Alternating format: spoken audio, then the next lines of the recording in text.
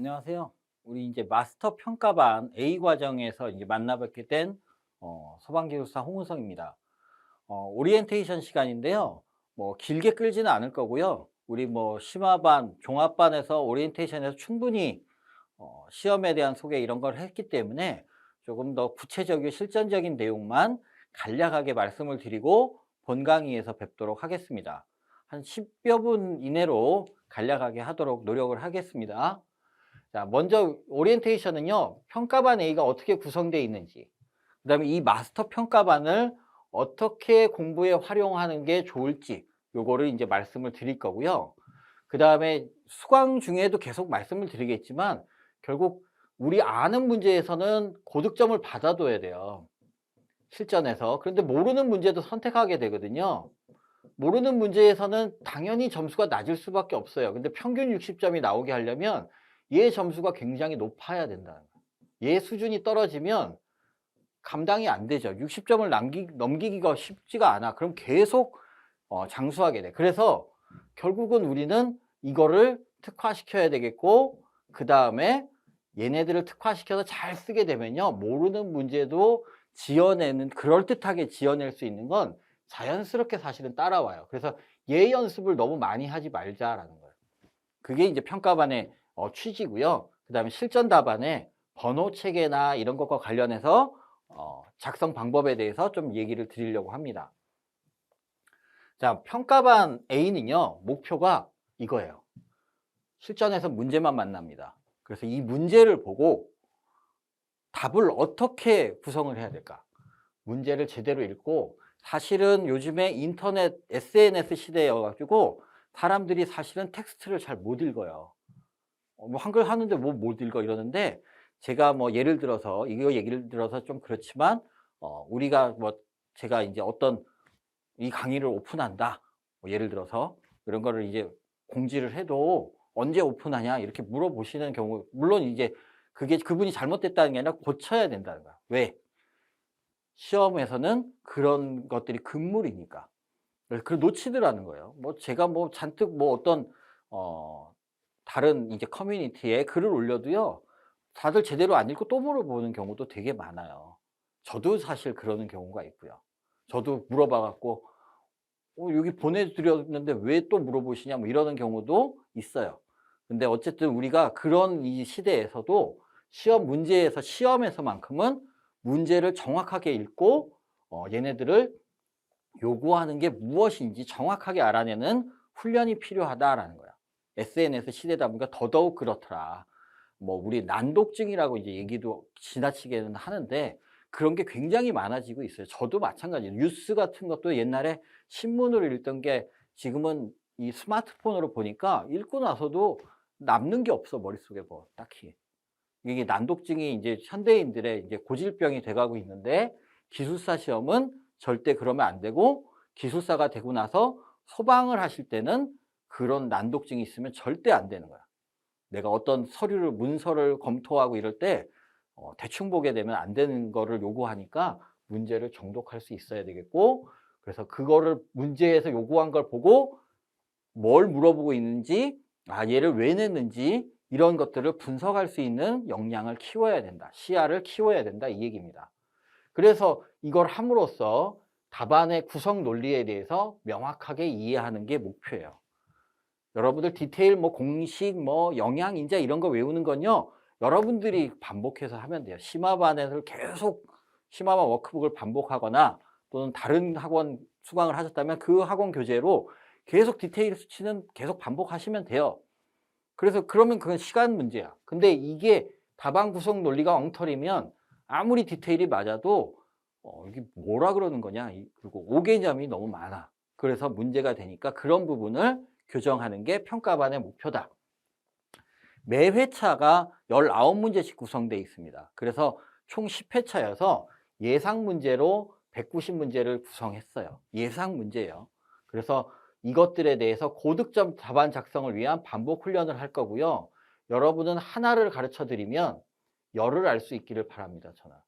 그래서 이거를 충분히 막 강의 수강만에 막 급급하지 마시고, 충분히 저희는 스프링 노트로 이 교환을 다 보내드리거든요. 그러니까 빈칸도 워크북과 달리 다 채워져 있어요. 그러니까 수강을 한 다음에는 그 대충 읽어보는 게 아니라 처음에 얘기했던 난독증 뭐 또는 대충 보는 습관 이런 거를 고치기 위해서 많이 음미하고 복기해 보셔야 돼요. 머릿속으로 생각을 해보고.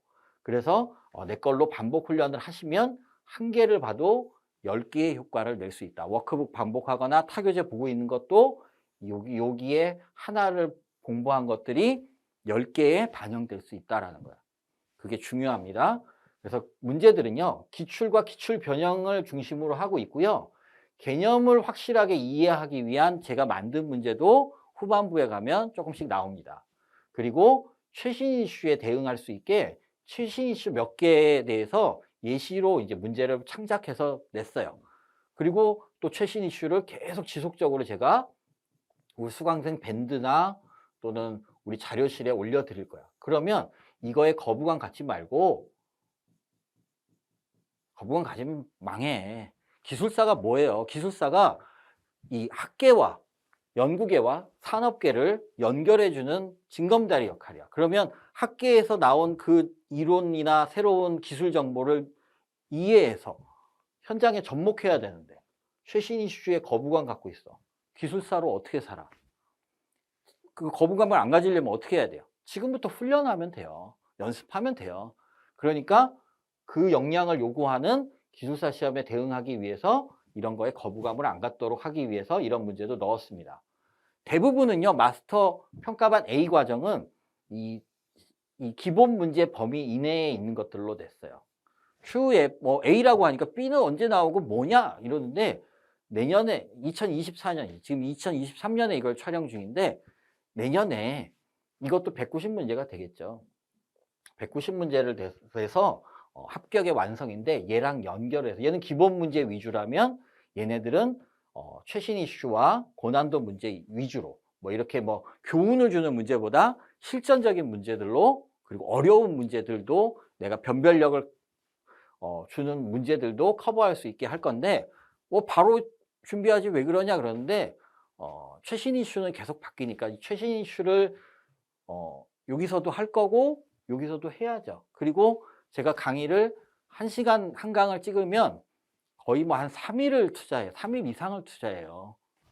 한 8시간씩 그 준비하는데.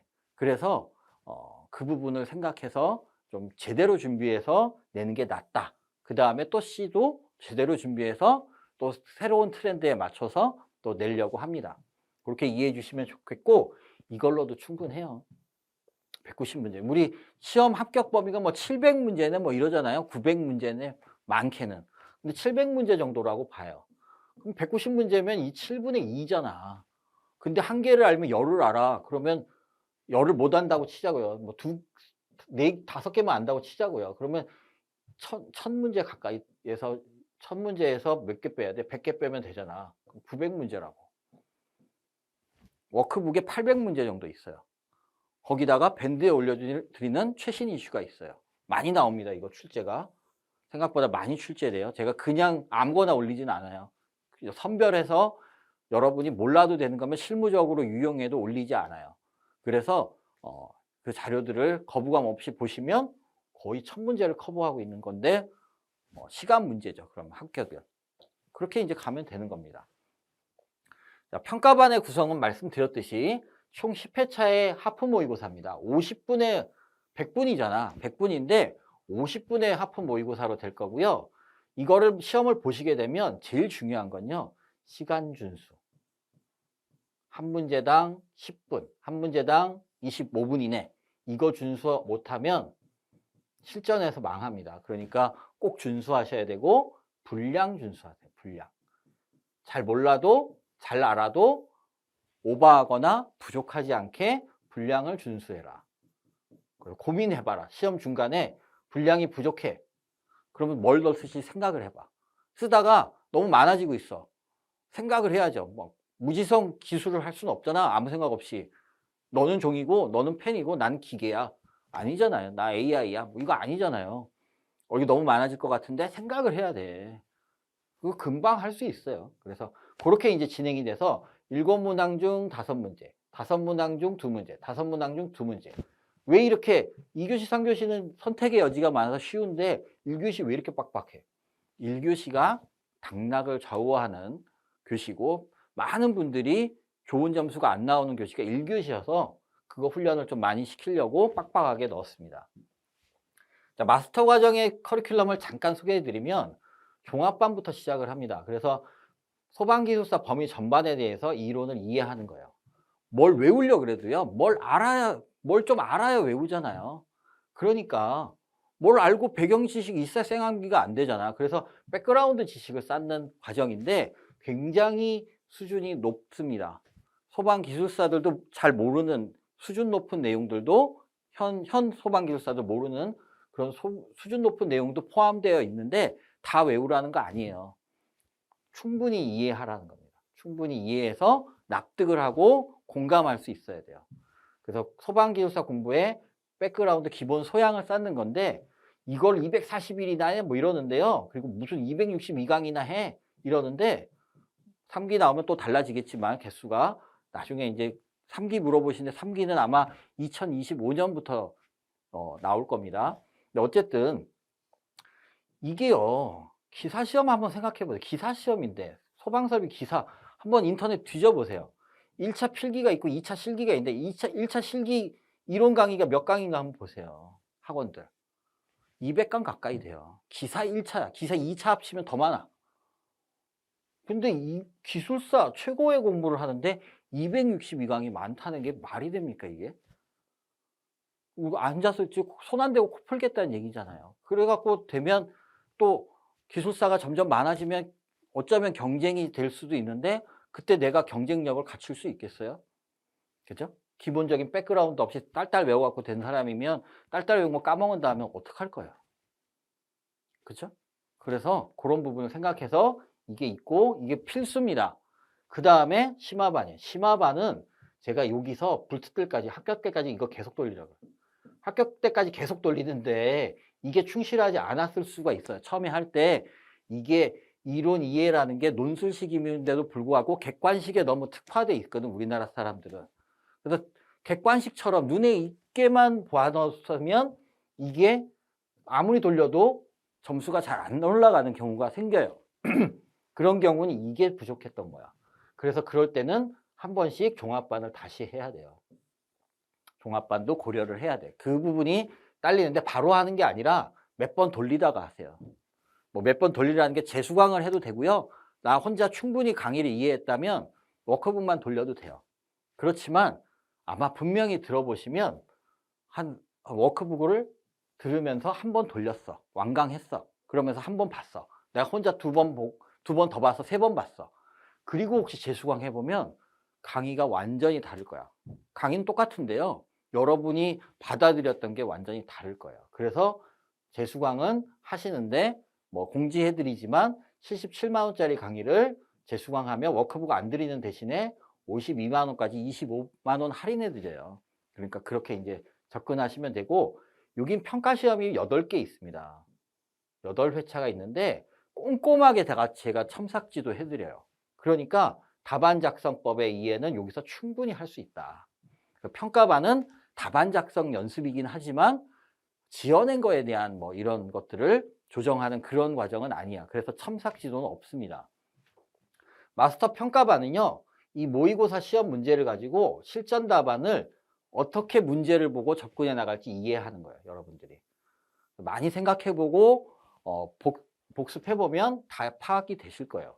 그리고 문제를 정확하게 정독하면서 분석하면서 얘를 어떻게 구성 논리를 해야 될지에 대한 전략을 체득하게 되면 몸으로 얻었기 때문에 다른 문제가 나와도 그렇게 적용할 수 있게 됩니다. 그래서 제가 말씀드리는 대로 한 강을 수강하면 충분하게 그날 하루는 얘에 대해서 충분히 복기를 할 수 있으면 좋겠어요. 자, 얘 활용 방법에 대해서 얘기를 할 건데 제가 여기 중요한 내용인데 하나씩 짚어볼게요. 첫 번째로요. 많이 풀어보는 공부 있죠. 계속 모의고사만 듣는 게 유의미하려면 뭘 좀 알아야 돼요. 다 지어내는 상황이면 그리고 내가 일단 답안 수준이 떨어지면요. 아무리 써봐도 늘지 않아요. 그게 한계가 있지. 난 이미 50점짜리 답으로 공부하고 있고 걔만 외우고 있으면 아무리 잘 봐도 50점이지. 그쵸? 80점짜리 답으로 공부를 했다면 조금 열심히 하면 60점은 넘긴다는 거죠. 그래서 학원 모의고사를 봤는데 70점이 안 넘어. 실전이 아니니까. 맨날 배우던 것만 나오니까. 그래서 학원 모의고사에 70점이 안 넘으면 아무 소용없는 시험 공부야. 모의고사반은. 그래서 평가반이 끝나고 이거를 체득하시고 나면 직강 모의고사반 가도 괜찮아요. 잘할 수 있게 되면 내 감각을 유지하기 위해 그거 좋습니다만 그 전에 뭐 이렇게 자꾸 뭐 직강은 나 집중할 수 있어 뭐 이러는데 아니 인강이어서 집중 못하면 혼자 공부는 어떻게 해요? 혼자 공부하는 거는 뭐 강사가 와서 뭐 이렇게 또 공부하는 거 지켜봐 줍니까? 그렇지 않잖아요. 내가 공부를 할 수 있는 의지의 문제입니다. 강의의 질이 더 중요하다고 저는 생각하고 여러분들한테 접근하고 있어요. 잘 모르는 상태에서 모의고사를 반복하면 이런 문제도 생겨요. 좋지 않은 습관. 소설 쓰기, 무지성 기술. 그래서 그러다 보니 막 액세서리가 너무 붙어. 물어본 건 이건데 여기 막 이 포장만 그럴듯하게 주변 부대 내용만 잔뜩 써놓는 거야. 그러면 점수 안 나오거든. 특히 1교시는. 그런 경우가 너무 많이 생겨요. 그리고 잘 모르는데 계속 써대니까 틀린 내용으로 자꾸 써대니까 내 머리에 박혀요. 그러니까 오개념이 생기고요. 그게 교정이 안 되면서 계속 풀게 되면요. 강화되겠죠. 내 몸에 체득될 거 아니야. 그 나쁜 것들도. 공부했는데 수강했는데 오히려 안 좋아질 수도 있다라는 거예요. 이거는 저 혼자 지어낸 얘기가 아니라 수많은 강사들 이런 강의를 제가 벤치마킹을 해봤거든요. 소방이 아닌 부분을 그랬더니 다들 이런 얘기를 해요. 공부에 대해서 좀 아는 분들은 다 이런 얘기를 합니다. 그래서 그리고 잘 모르는 문제 지어내는 건요. 답안 작성 방법을 정확하게 문제를 보고 이해하는 방법을 분석해서 이해하고 올바른 답으로 논리를 접근해 나가는 이런 게 충분히 연습이 되면요. 몇 번만 해봐도 금방 알아요. 지어낼 수 있어요. 왜 못 지어내요? 논리를 잘 알고 있는데. 이렇게 써야겠다. 1번에 이거 쓰고 잘 모르지만 2번에 이거 쓰고 문제를 읽어보니 이런 내용 갖다가 쓰는 게 좋겠다. 이런 게 응용이 되죠. 그냥 지어내는 거랑은 완전히 다른 상황이 된다. 근데 그러면 뭘 좀 알려면 조급함이 없어야 돼요. 제대로 알고 나야 합격을 하지. 빨리 합격하려고 그런다고 계획을 잡아요. 그러면 더 오래 걸리시더라고요. 제 수많은 경험상. 조급함을 갖지 마시고요. 결국은 심화반에서도 얘기했지만 이거 기한이 정해져 있는 수능시험 같은 게 아닙니다. 어떻게 해야 되는 거예요? 내 실력이 수준에 도달하면 합격하는 거야. 기한이 그게 6개월이든 6년이든 간에 내가 그 실력에 도달해야 되지. 뭐 내가 모의고사반을 다니고 있어. 연구반을 다니고 있어. 그 반이 내 지위와 이런 것들을 보여주는 게 아니야. 내실을 기해야 돼요. 아무리 높은 점수 57, 58을 받아도 기본기가 부족한 분들도 있어요. 본인이 잘 판단해 보셔야 돼요. 그래서 요 단계를 정확하게 올바르게 혼동 없이 조급함을 안 가져야 제대로 보겠죠? 제대로 외우고 제대로 반복하겠죠? 처음에 첫 턴을 저는 반복보다 처음이 중요한 게 반복하기 전에 정확하게 알아두고 반복해야지 정확하지 않은 오개념으로 반복하면 난리 나는 거잖아. 이건 안 돼. 그러니까 이때 조급하면 안 돼. 근데 다들 이때 조급해요. 많이들. 다들이 아니지 많이들. 그래서 더 오래 걸린다는 거죠. 저도 사실은요. 9개월 만에 합격했어요. 첫 시험에요. 2명 붙은 시험이었는데 58.92점으로 떨어졌어요. 제가 확인한 바로는 그때 3등이었어 제가. 시험 본 사람 중에 3등이었는데 저는 9개월 만에 됐지만 조급하게 마음 안 가졌어요. 제대로 공부해야겠다고 제대로 정리하고 그러면서 나온 게 이 마스터 교재거든요. 그래서 조급하지 않은 게 되게 중요하다는 거예요. 그래서 저는 가족분들이 조급함을 안 갖게 해주는 게 굉장히 또 중요하다. 그래서 필요하면 사모님이나 남편분에게 이 OT를 이 부분은 보여주십시오. 예. 저는요, 저희 집사람이 한 번도 너 공부했냐, 오늘 뭐 했냐, 이거 한 번도 안 물어봤어요. 나중에 제가 붙고 나서 와이프랑 술 한잔 하면서 물어봤어요. 왜 그런 거 한 번도 안 물어봤냐? 그랬더니 제 눈빛만 봐도 저 사람이 어떻게 공부하고 있는지 알겠다라는 살아있는 눈빛이더라. 연애할 때 그 흐리멍텅하던 예, 그 그런 모습이 아니라 진짜 단단한 모습을 보여주더라. 놀랐었다. 그래서 믿었다라고 하더라고요. 그러니까 시간이 얼마나 걸릴지 몰라도 합격할 것이다. 여러분들도 조급해하지 마시고 체계적으로 전략적으로 접근해 나가셔야 돼요. 지금 만약에 많이 온 상태에서 공부를 많이 한 상태에서 몇 년 한 상태에서 이걸 수강하신다면 제 강의 안 듣고 한번 정확하게 자기를 진단해 보세요. 본인을. 저한테 물어보는데 사실 본인이 생각을 해 봐야 돼요. 본인은 본인이 제일 잘 알아. 그쵸? 그래서 한번 생각을 해 보십시오. 제가 10분만 하려고 그랬는데 이거 굉장히 길어지네요. 죄송한데 중요한 얘기니까 말씀을 드리는 겁니다. 그래서 진단해 봐야 돼요. 내가 뭐가 부족한지. 덜 외워서 그런다. 이건 너무 1차원적인 생각이에요. 덜 외워서 진짜 그런 건가. 그럼 덜 외워서 그렇다면 외웠던 문제들은 다 고득점이 나와야 돼. 10점 만점에 9점 나와야 돼. 그런가요? 안 그런가요? 그게 되게 중요합니다. 그래서 제가 항상 수강하시는 분들한테 카톡으로 물어볼 때 문제별 점수가 몇 점 받았는지 달라 그럽니다. 보내주시는 분들이 있어요. 제가 제일 좋은 패턴이 이거라고 생각해요. 9, 0, 9, 8, 8, 0. 이게 있어. 그리고 한 분은 6, 4, 2, 5, 4, 6이야. 여러분 생각하기에 이 A라는 사람과 이 B라는 사람이 있습니다. 여러분이 상식적으로 생각하기에 누가 먼저 붙을 것 같습니까? 이 사람이죠? 그죠? 왜? 공부만 하면 9점이 나와. 8점이 나와. 뭐 극단적으로 너무 잡았지만 예, 다르다는 거예요. 그렇죠? 이해하실 겁니다.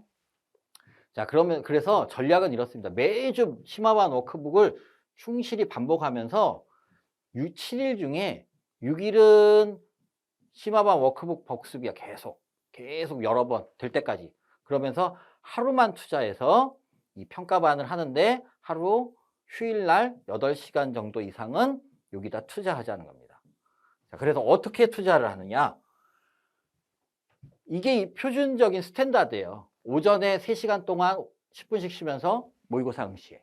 그 다음에 좀 쉬었다가 누워서 침대에 누워서 폰으로 이거 수강해요. 수강하다가 중요한 부분에 북마크 표시해요.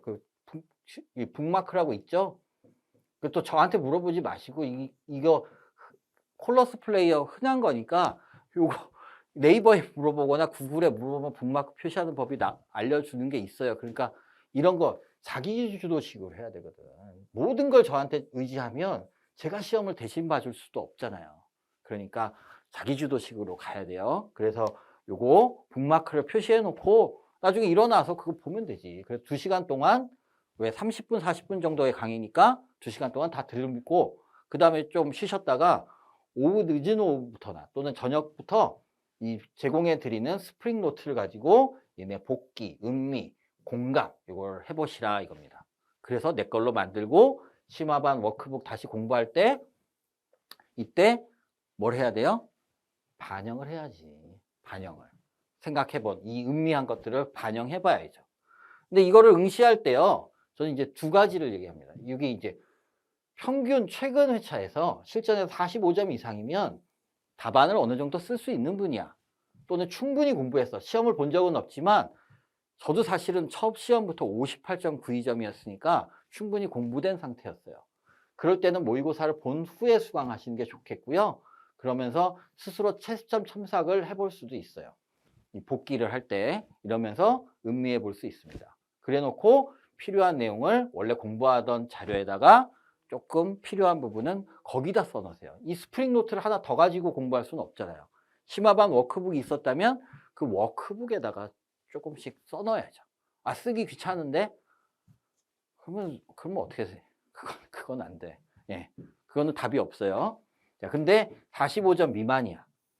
너는 부담이 돼. 그냥 뭐 이렇게 했어도 나 시험 보는 게 부담돼. 그러면 먼저 수강하고 복기부터 해라.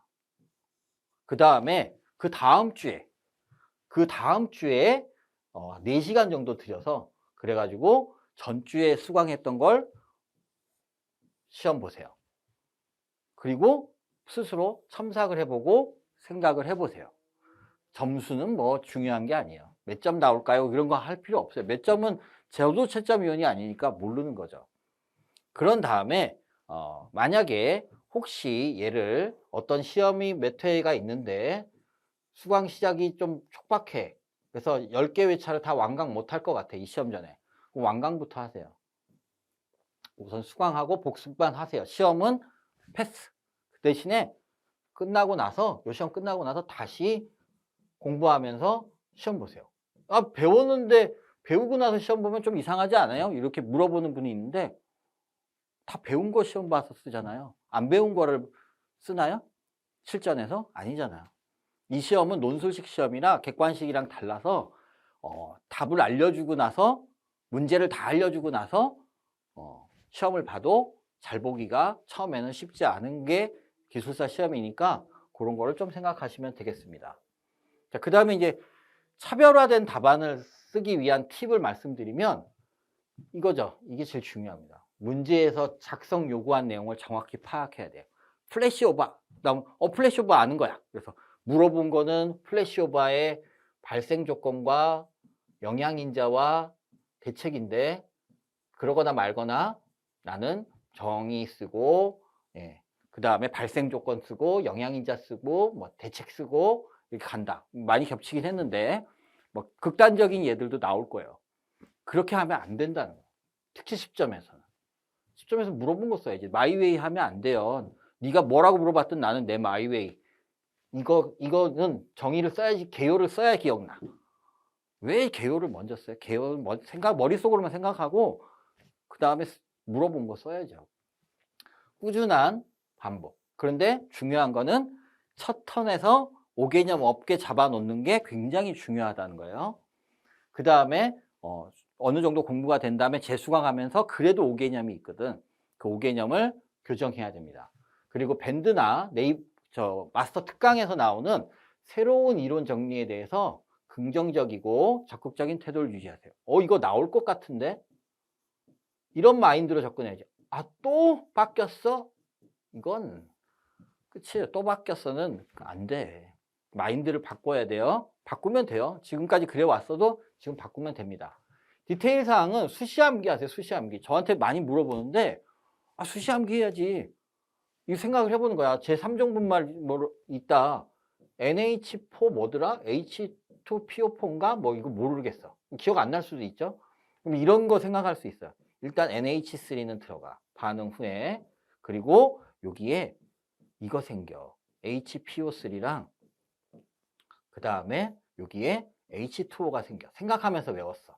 생각하면서. 그러면 이게 고온이거든요. 저온일 땐 얘네들이 합쳐져 있으니까 H3PO4가 있겠구나. 그래서 얘가 탈수탄화 효과, 얘가 방진작용을 하겠구나. 얘 360, 166, 360, 166, 360, 166. 그러면서 여기 마이너스 몇 킬로칼로리. 제가 생각이 안 나네요. 그러면 생각 안 나면 다행이다. 시험 보기 전에 생각이 안 나서. 77인가? 잘 모르겠네요. 그거 한번 아마 평가 시험에 나와요, 이거. 그러니까 거기서 이제 보시면 돼요. 근데 뭘 하고 있습니까, 제가?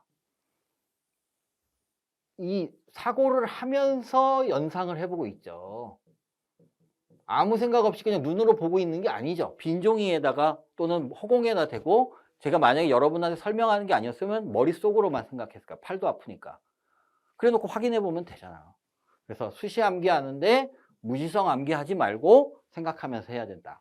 그 다음에 시험 볼 때요. 모의고사도 포함해서 시간과 분량. 제가 강조했죠. 그래서 10점 문제는 한 페이지 딱 쓰는 게 아니라 한 페이지 내외예요. 그러니까 22줄. 문제 제목 한 줄. 그죠? 이렇게 돼야 되겠고 10분 미만이어야 돼. 그러려면 10점짜리에서 점수가 안 나오는 건 쓸데없는 개요, 묻지 않은 내용, 그걸 써야지 그 본론이 생각나서 그거를 자꾸 너무 많이 써놓는 거예요. 그래서 이런 거에다가 할애하지 마라 라는 겁니다. 물어본 거에 충실해라. 그 다음에 25점 문제는 2페이지 반 내외야. 적은 건 2페이지, 많은 건 3페이지인데 시간이 더 중요하겠죠. 근데 얘네들은요, 이게 많아요. 막 쓰다가 보면 필바다. 그래가지고 막 급발진해갖고 그쪽 얘기로 막 빠져. 내가 이 물어본 게 요렇게 3개가 있어. 근데 요거를 막 써가다가 급발진해 갖고 일로 가고 있어. 요거는 물어봤든 말든 잊어버렸어. 망각하고. 이런 경우가 저도 그랬고 실제로 저도 그랬어요. 그래서 항상 그런 일이 생기지 않게 냉정함을 유지하면서 얘 3가지 물어봤으니 얘 8점, 얘 9점, 얘 8점 정도로 써야지 생각을 해 놓고 얘 한 페이지 좀 안 되게 쓴 다음에 그다음에 뭐 물어봤지? 이걸 확인하는 거야. 그래야 삼천포로 빠지지 않고 냉정함을 유지할 수 있습니다. 자, 그다음에요. 이거 첨부해 놨는데 큐넷에 있는 답안 작성 유의사항이에요. 이건요, 규칙이에요. 유의사항이 아니라. 이거를 안 지키면 안 돼요. 근데 채점할 때요. 이런 것도 안 지키는 사람들은 자격이 없다. 규칙을 안 지키는 사람들 기술사 따면 얼마나 규칙을 안 지킬까? 이런 생각을 할 수 있어요. 그러니까 반드시 지켜야 되는 거야. 그래서 한번 중요한 내용만 한번 보면요.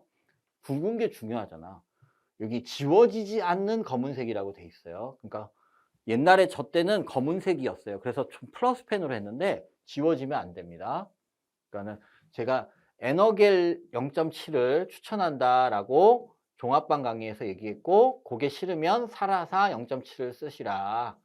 굵고 진한 게 가독성이 좋고 잘 쓴 것처럼 보여요. 그래서 요걸 쓰시라는 거고, 뭐 다른 너무 흐린 펜은 저는 권장하지 않습니다. 답안 정정 시 분명히 2줄 긋고 다시 기재하거나 수정 테이프 또한 사용 가능합니다. 이랬죠? 수정 테이프잖아. 수정액 아니죠? 수정 테이프죠? 그쵸? 지켜야지. 근데 가급적이면 이게 제일 편해요. 이게 좋다라는 거고, 자를 쓸 수 있습니다. 자를 꼭 쓰시는데 그래야 예쁘게 그릴 수가 있어. 표든 그림이든 자를 쓰는데 템플릿은 전 비권장이야. 20cm짜리 이 커팅 방한자가 있어요. 모닝글로리에서 나오는. 이거를 쓰세요. 15cm는 너무 짧아. 답안에 비해서 쭉 꺼야 될 때. 그래서 20cm로 그걸로 계속 공부할 때도 쓰세요. 그 다음에 순서는 관계없는데 주어진 문제 번호와 문제를 기재하라고 돼 있죠. 그때 문제는 전체 다 쓰면 너무 길어요. 막 이만큼 문제 있는 것 중에 한 5줄 나오는 거, 6줄 나오는 다 쓸 겁니까 이걸? 그럼 문제 쓰다 끝나겠지. 그건 말이 안 되고요. 문제에 요약해서 쓰는 거예요. 요약해서. 이건 심화반에서 많이 보여드렸고, 이 번호 틀리면 안 돼요. 문제 내가 4번부터 푸는데 그 문제 번호 안 쓰고 그냥 다짜고짜 얘 요약해서 썼어. 실격이야. 빵점이야. 그러니까 문제 4번이면 문제 4, 문제 5번이면 문제 5라고, 문제 9번이면 문제 9라고 맞춰서 문제지에 맞춰서 써야 됩니다. 그리고 뭐 원어는 영어로 써도 된다. 용어는 원어로 써도 된다. 예, 그래서 영어로 써도 된다 이거죠. 한문으로는 쓰지 마세요. 그리고 가급적 저는 영어로 쓰는 것보다 한글로 번역된 걸 쓰시라. 뭐 예를 들어 가속기를 악셀에다라고 쓰거나 악셀레이터 이렇게 쓰면 안 돼요. 악셀러레이터거든. 근데 그거 쓰기 힘들잖아. 가속기라고 하면 되는데 뭘 그렇게 많이 써? 악셀러레이터. 영어로도 더 길어 가속기보다. 그죠? 그 가속기로 쓰면 돼요. 요구한 문제보다 많은 걸 쓰면 안 돼. 많이 쓰면 안 돼. 그래서 요구한 개수 넘었어. 11개 썼어. 그러면 10개까지만 채점하니까 그러지 마라. 양면에 페이지 순서대로 써라. 그 다음에 왕창 지우고 싶을 때는 명확하게 X 표시를 해라. 명확하게 스스로. 그 다음에 종료되면 바로 멈춰야 돼요. 그거 안 지키면 무효 처리입니다. 이렇게 나와 있죠? 그러니까 시간 준수하고 시간을 조금 남기는 습관 굉장히 중요하다는 겁니다. 그 다음에 이것도 있죠. 이거 진짜 안 쓰더라고요. 답안 작성이 끝나면 바로 옆에 끝이라고 쓰라는데 뭐뭐뭐뭐이 다 해놓고 왜 밑에 줄에다가 끝 이렇게 씁니까? 그냥 끝이라고 쓰면 돼요. 왜 땡땡은 뭐하러 붙여요? 끝이라고 쓰는데 이 따옴표를 왜 해놓은 겁니까? 끝이라고 쓰고 이러면 끝이라고 쓸까 봐. 이렇게 써도 되잖아. 끝이. 그죠? 그러니까 그렇게 쓰지 말라고 이렇게 해놓은 거예요. 그러니까 바로 옆에 쓰랬는데 왜 바로 밑에 써요? 말을 왜 이렇게 안 들어? 그리고 교시에 그 문제 최종 답안 작성이 그 교시에 끝나면 줄을 바꾸어 중앙에라고 돼 있죠. 거기다 뭐라고 쓰라고 돼 있습니까? 이하 옛날엔 빈칸이었는데 다시 또 이하 여백으로 바뀌었어요. 근데 이거 안 쓰고 꼭 영수증 표시 이렇게 하시는 분들이 있는데 그러고 나면 사실은 이거 왜 하는 거야 이거. "너 쓰지 마 더 이상." 이거잖아요. 왜 그래요? 써주면 고맙지. 누가 써주면 붙을 수도 있는데 왜 그 영수증 표시를 해. 그런 말 없잖아요. 그죠? 그리고 다음 이게 들어갔어요. 다음 각 호에 하나라도 해당되면 그냥 0점 처리래요. 뭐라고 돼 있습니까? 기재란 외에다가 성명이나 이걸 쓰면 누군지 알잖아. 그러니까 0점이야 무조건. 그리고 투수 표시를 해. 특정인임을 암시해. 내가 소방청장으로서 해왔던 일들은 뭐 이러면서 제가 예, 행안부 장관으로서 해왔던 뭐 이런 걸 쓰면 그냥 탈락이다 이겁니다. 그리고 지워지는 펜이나 연필이나 유색, 그러니까 파란색, 빨간색 이런 거 쓰거나 여러 개 섞어 쓰면 무조건 빵점이다. 지켜야 됩니다. 자, 1교시형 문제를 실전적으로 한번 볼게요. 1교시는 제가 말씀드렸듯이 이 시간이 굉장히 중요해요. 걷어가니까. 10개나 써야 되니까 시간 조절이 잘 돼야 되겠고, 문제 번호와 핵심어 위주로 요약해서 써야 됩니다. 되게 바쁘고 힘든 교시예요. 그래서 가급적 물어보지 않은 이런 거 쓰지 마.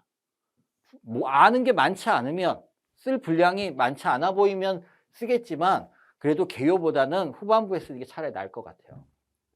분수나 그림 같은 거 그릴 때요.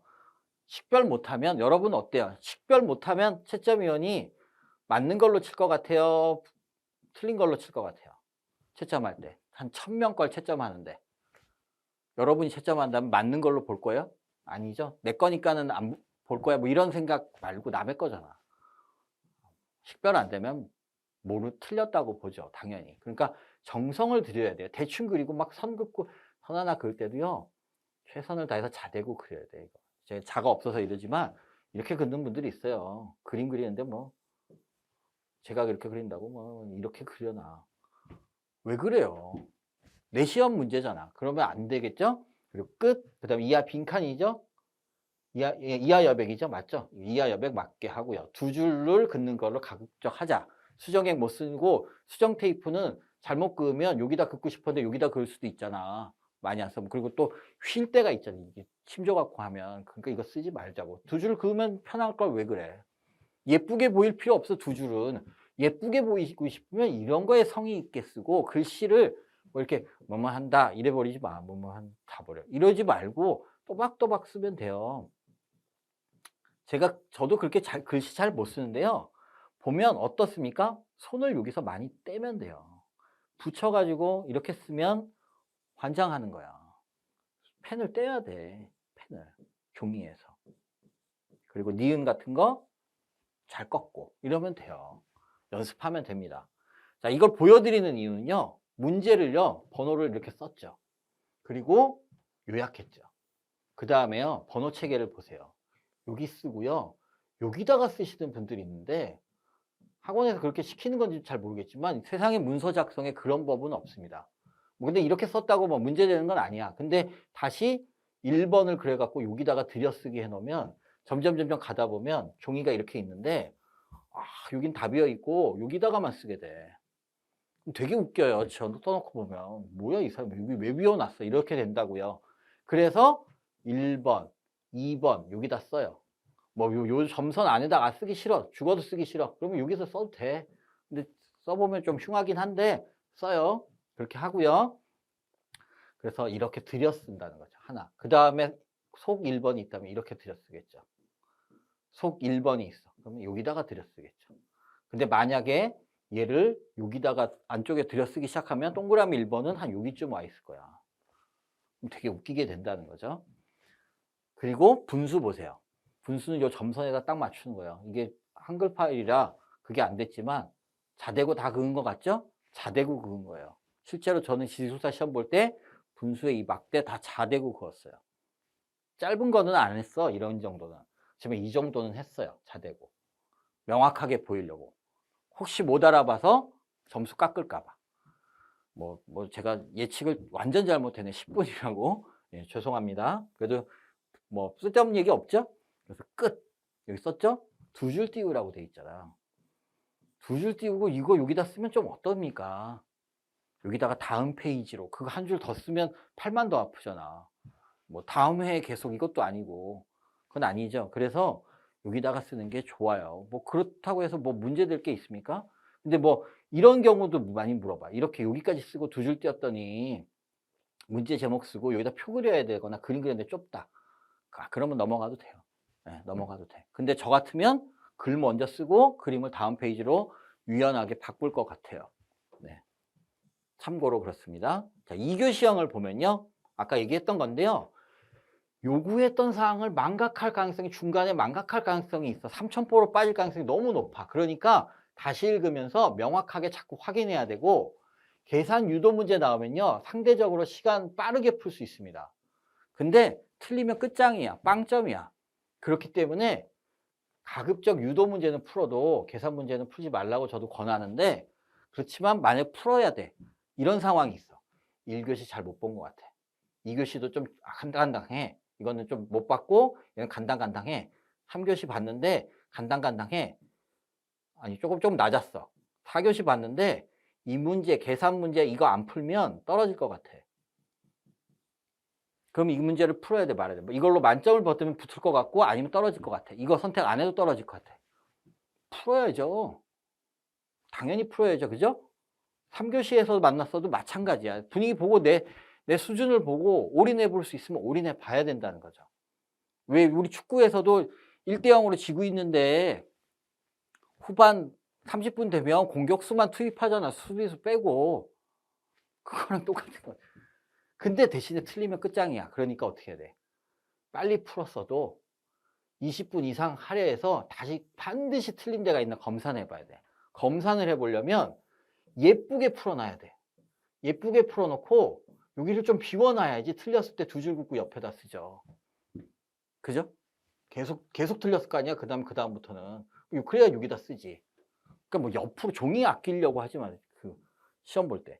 뭐뭐는요, 여기다 쓰고, 여기다 는 해서 뭐 이게 는 하고 또 는이 아니라, 는 해서 이거 나오면, 그 다음에 는 해서 요거고, 는 해서 요거고, 이렇게 써야 돼. 그래야지만 여기를 비워놔서 검산할 때 틀렸으면 고칠 수 있다. 근데 여기 부분식만 뭐분의 뭐 더하기 뭐가 있는데 요게 틀렸어. 그럼 여기만 두 줄 긋고 여기에다 써. 그렇게 되고 여기 와서 막 여기도 뭐 그래서 뭐 여기 또 뭐가 있어서 여기다 쓰는데 여기 두 줄 긋고 해. 그러면 식별이 잘 안 되잖아. 그럼 채점위원은 어떤다고요? 예쁘게 지울 수 있어. 물론 예쁘게 지웠다면 괜찮아. 두 줄 긋는 것도. 이거 하지 마. 이거요. 두 줄 그으라고 돼 있습니다. 뭐 이렇게 막 이렇게 하지 마요. 뚫어져요. 그러니까 그러지 마시고요. 예쁘게 쓰면 괜찮지만 감당할 수 없게 써놨다면 옆에다 다시 쓰는 게 차라리 낫다라는 얘기입니다. 그리고 모르는데 요구 개수 4개를 꼭 채워야 돼. 그때 선택한 할 수 없이 소설 쓰기로 선택한 문제도요. 25분 할애하는데 마지막 문제로 오히려 골라서 얘를 걷어가는 그 순간까지 최선을 다해서 떠올려 보면서 쓰시면 됩니다. 여기 예시 또 갖고 왔는데 이거는 뭐 치마반에서 다룬 기출 문제인데요. 여기도 마찬가지죠. 뭐 문제 2번이었다고 칠까요? 그럼 2라고 써야 된다. 처음에 나와도 2번이었다면 이게 3번이었어. 이게 문제 3이어야 된다. 문제 1번이 아니야. 내가 처음 쓰는 게 1번이다. 내 마음대로 창의하는 게 아니라 문제 3번이야. 번호 체계 보세요. 번호 체계를 보여드리려고. 번호 체계가 있고요. 그림을 그려요. 그림도 예쁘게 그려야죠. 저는 붙였지만 이거 보세요. 선을 표 보세요. 이렇게 긋는다고. 자를 대고 긋는데 여기를 그을 필요가 없어요. 요거는 그을 필요가 없어. 한번 보세요. 이거 지운 게 더 이쁘잖아. 안 지워지나? 네. 네. 이렇게 그려놓는 게 더 이쁩니다. 그쵸? 딱 봐도 이게 낫죠? 여기다 제목 써놓고 여기 뭐 항목 쓰고 이렇게 여기는 긋지 마요. 근데 자를 대고 그어라 라는 거예요. 그쵸? 요 세로선도 20cm 자로 계속 이어가는 거예요. 페이지가 넘어갔어. 쓰다가 보세요. 형태의 해놓고 이러면은 보통 사람들이 이 줄 비운다고요. 비우면은 안 되지. 뭐하러 비워. 두 줄 띄우는 줄 띄우는 건 문제 사이만 띄우랬는데 왜 띄워요? 끝냈잖아. 근데 2번을 여기 띄우는 분들이 있는데 띄우지 마요. 띄우라는 규정이 없어요. 답안 작성 시 유의사항에. 똑같이 이렇게 간다는 거죠. 위치 똑같아. 1번과 위치 똑같아. 1번과 속번호 위치도 똑같아. 1번 위치, 2번 위치 똑같아. 그쵸? 그래가지고 여기 줄 맞췄어요. 글씨 쓰듯 여기 줄을 맞춰요. 그쵸? 이렇게 가는 게 문서의 기본입니다. 이렇게 이제 가죠. 그래서 뭐 특별히 더 얘기할 건 없을 것 같아요. 그래서 2페이지 딱 채우고 몰고한 개수까지 고려해서 여기 보니까 제가 어떻게 했냐면 헤드 설치 기준 써야 되는데 이미 얼만큼 썼어. 여기 보니까 한 페이지 썼네요. 그 다음에 2페이지 썼는데 2페이지를 썼는데 세 번째 페이지 시작인데 3번을 쓰기 시작했다고. 그러면 이거 어떡하지? 3페이지 가? 4페이지 가? 아니죠. 최대한 줄여야지. 최대한 줄였어요. 최대한 줄여서 어떻습니까? 그래도 많이 갔네요. 그죠? 많이 갔어요. 이건 3페이지까지 갔어요. 그렇지만 그냥 쓴 거보다는 훨씬 더 충분히 예쁘게 쓰면서도 설명할 만한 건 또 설명했어요. 다. 설명하시오잖아. 외워서 쓰시오가 아니라 설명할 건 설명을 또 그 와중에 다 했어요. 설명할 건 다 했죠. 그죠? 요것도 사실 뭐 할 수 있죠. 이거는 뭐야? 저기 스키핑 현상 방지용이고 요건 뭐예요? 화점의 플룸이 너무 세니까 이 살수가 중첩되기 위한 규정이야. 근데 높으면 더 좁아야지 중첩이 많이 충분히 되니까 이렇게 하는 거야. 이거 뭐야? 2.4m 이상이 누락된 거다. 얘도 적용해야 되는데 빠진 거다. 이런 거를 만약 헤드 설치 기준만 냈다면 다 설명했을 거라는 거죠. 근데 상황이 어쩔 수 없어서 안 한 거다. 이렇게 이제 이해하시면 되겠습니다. 저는 10분을 계획했는데 이 강의가 50분이 됐네요. 오리엔테이션 강의가. 예, 너무 죄송하고 예, 본 강의에서는 조금 더 컴팩트하고 명확하게 여러분한테 설명드리도록 하겠습니다. 수고 많이 하셨고 본 강의에서 뵙도록 하겠습니다.